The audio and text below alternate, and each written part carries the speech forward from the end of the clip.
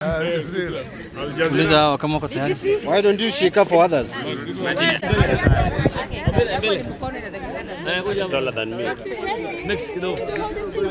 Then after that, there are members who are going to speak to it.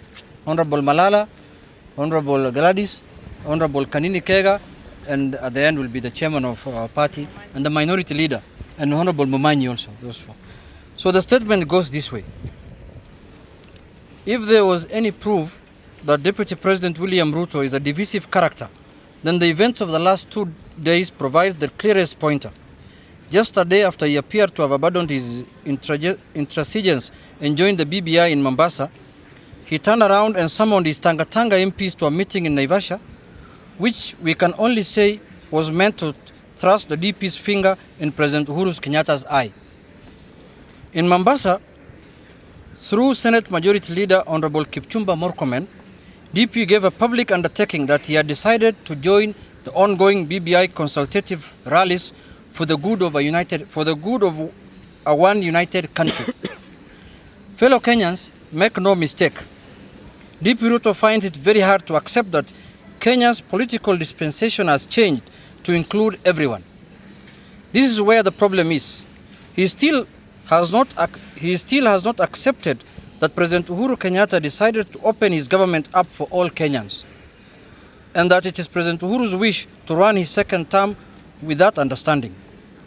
For DP Ruto, fellow Kenyans, a divided country and a divisive political climate was his pathway to power and remains his best bet for 2022.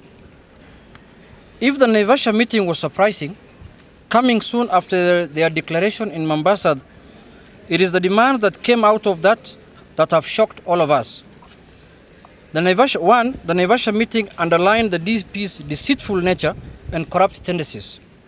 Through acts of political brinkmanship, he mobilized MPs without having the decency to inform the president, who is not only the leader of the Jubilee Party, but the head of state and commander-in-chief.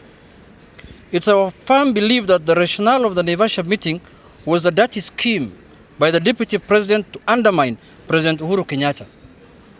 It goes without saying that the hangover of the Jubilee Party's first term in office have not escaped the DP. He is running a parallel system of government whose only purpose is desperation for power. Of the demands made by Tanga, we find the one that is calling for allocation of 3.5% of national revenue to the Judiciary Fund strange and alarming. First, the Judiciary Fund has been with us for the last 10 years. So what is the agency?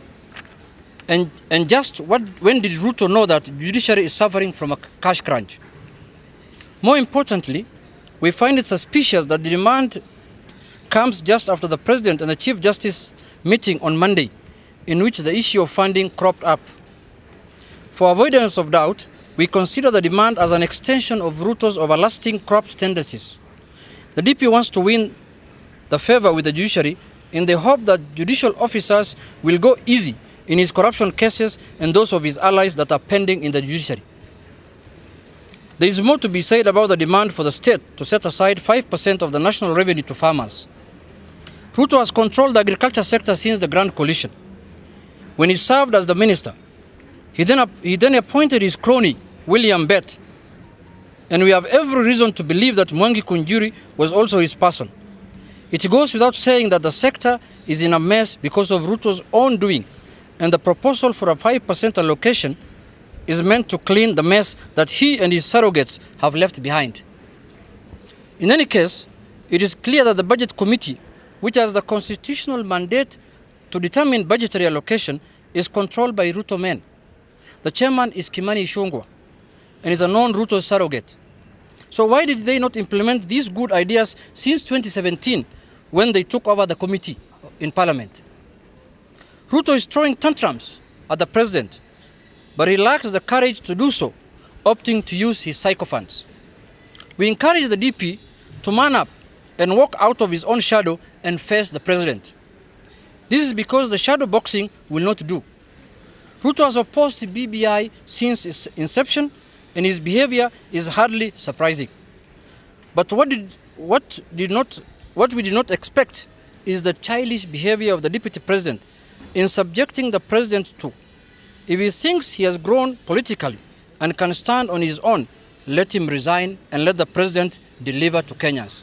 Thank you. Now, after that, I want to invite, let me invite my minority leader, Honorable John Badi, seme yake. Mheshimiwa, karibu. You know, we don't want to bore you with many words after this statement, because the statement is self-explanatory and clear and straight to the point.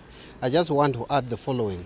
I think Ruto's deceitful nature can only confuse his sycophants, but not the rest of us who have studied his political agenda and political tactics ever since he got involved in political matters in this country. Number two, Ruto needs to be very clear. He should know that BBI is a product of the handshake between Uhuru Kenyatta and Raila Odinga, the two of them. He must understand that Uhuru Kenyatta leads Jubilee Party, and anything he does should be under the direction and approval of his boss, who is President Uhuru Kenyatta. Just like all of us who subscribe to the wing of Raila Odinga, we do. If they want to participate or get involved in BBI activities, the President has already appointed regional leaders. And any meeting to be organized in Rift Valley, be it was in Gishu, Nakuru, should be under Governor Tolgos. So anyone who wants to get into such arrangement should directly engage with the person the President appointed. If he is now appointed Murkomen, then it means he's directly challenging the authority and powers of the leader of Jubilee, the President of the Republic of Kenya, who is Uhuru Kenyatta. Finally, I want to just say that Ruto is not known in any way to support good governance in this country. He cannot know what is good, what is bad for the judiciary in terms of funding or any other matter, be it corruption or proper usage of public funds.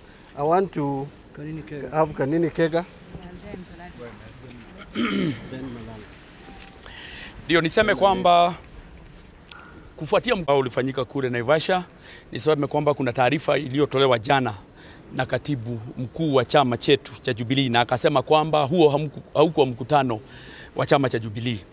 Na kwa kweli haukuwa mkutano wa chama cha Jubilee, manake kulikuwa na watu wengi ambao sio wa chama. Ya pili, kuna zile taratibu ambazo zinafuatwa ili watu wawe na mkutano wa chama. Lakini cha muhimu, tuliona juzi kiongozi wa wengi katika Juba la Senate, Mheshimiwa Murkomen, wakati alikuwa na kikao na ninyi waandishi wa habari, na akasema kwamba sasa wameona mwangaza na watakuwa wakihudhuria mikutano ambayo iko ya BBI na hawatakuwa na mikutano badala. Lakini baada ya mkutano wa jana tukasikia wakisema kwamba watakuwa na mkutano wa hadhara tarehe 8 mwezi ujao kule Nakuru, na wanajua kabisa kwamba mkutano wa Nakuru umewekwa tarehe 22 mwezi wa pili. Hayo ni kukuonyesha kwamba ulikuwa ni utapeli tu, walikuwa tu wanatuhadaa kuanza kusema tuko pamoja, lakini wako na mpango yao ya kando. Tuseme kwamba yale yote ambayo walipitisha kule na Naivasha jana ni uongo mtupu. Manake ukiangalia vile wabunge walikuwa wanasema, wakiongozwa pia na chairman wa kamati ambayo inaratibu bajeti hapa bunge, Mheshimiwa Kimani Ichung'wah, wanaanza kusema sasa tunataka kuweka bilioni 3% kwa 100 kwa judiciary.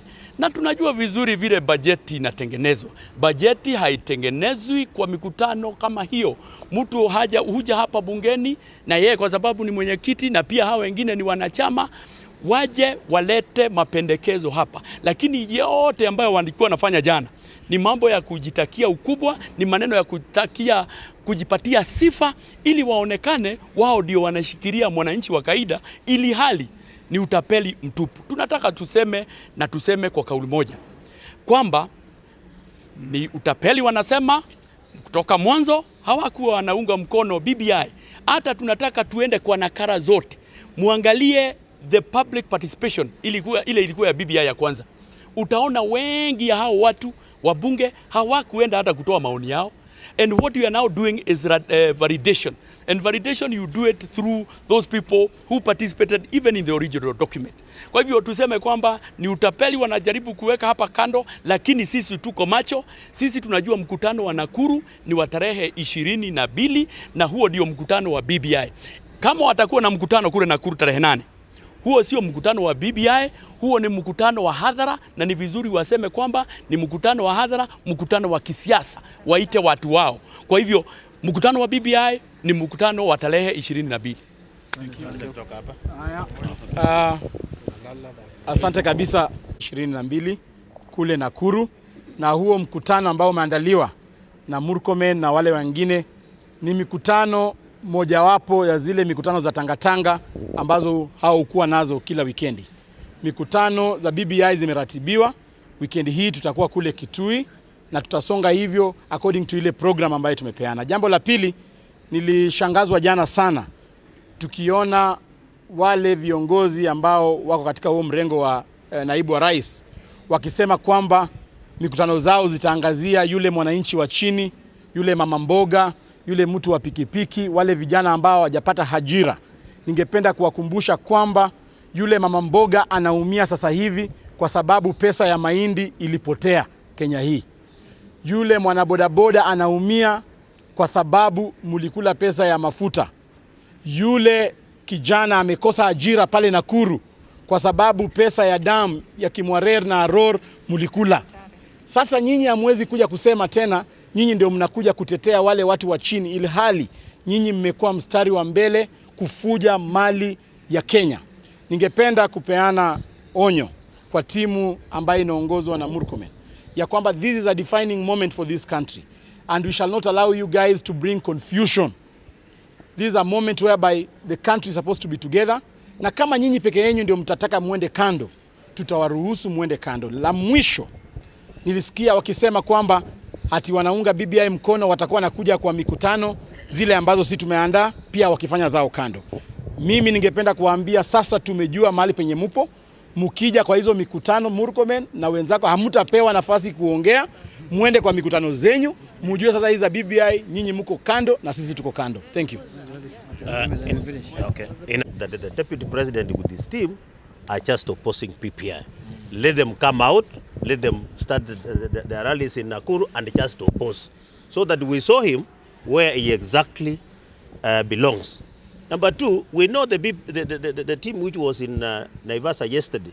They are trying to gauge. They are trying to see how many people they have. We know they are building up issues so that they initiate the impeachment of the president. We will deal with them at that time. We are waiting for them and we are prepared for them. Thank you. So finally, let me say that if any Kenyan is in doubt what hypocrisy looks like, they should look at the William Ruto-led Tanga brigade. One, first of all, yesterday they said there were 176 members. I want to challenge them to publish the names of the 176 members who attended the meeting in Naivasha, because there were barely 100 members of parliament there. There were 78. So I want to challenge them to publish those names. There were 73 members of parliament there, but this idea that they want to pump up that they have the numbers, we want to challenge them to publish those numbers and do not continue to confuse Kenyans, and let members confirm that they were actually there. Secondly, there's only one BBI. It is the BBI led by Raila Odinga and Uhuru Kenyatta.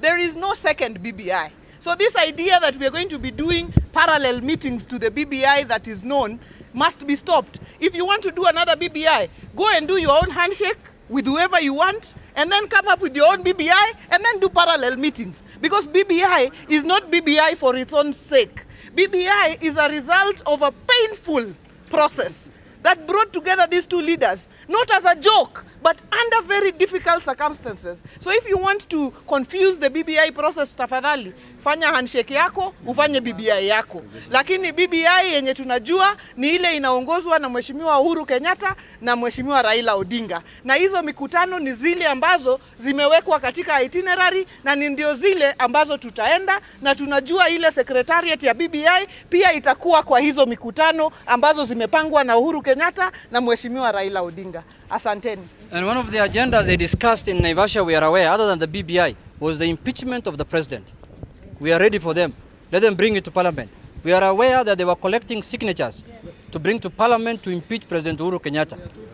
They are too few, they are too small, and they are minute in the system of governance of this country. Thank you so much. And they lack strategy.